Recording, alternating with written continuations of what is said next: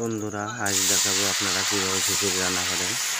প্রথমে তেল গরম করে তারপরে কাঁচা জাল দেবেন, তারপরে পেঁয়াজ দেবেন। পেঁয়াজ দেওয়া হয়ে গেল। 15 কেজি আপনার চাল রান্না হবে। এখন রসুন দেওয়া হচ্ছে। খিচুড়ি কীভাবে রান্না করবেন আপনাদেরকে দেখাচ্ছি। এখন আদা দেওয়া হচ্ছে। আদা, হালকা পরিমাণ তেজপাতা, আপনার পরিমাণ মতন মশলা দেওয়া হলো। এবার লবণ দেওয়া হচ্ছে, আপনার পরিমাণ মতন লবণ দেওয়া হলো।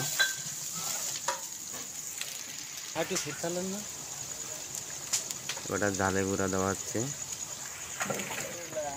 আপনার পরিমাণ মতন হলুদ দেওয়া হচ্ছে।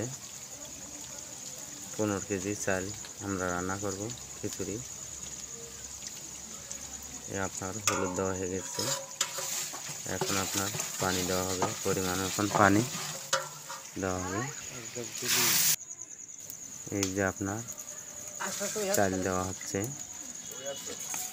পানিটা যখন ফুটে যাবে তখন আপনারা চাল দেবেন। চাল দেওয়া হয়ে গেল।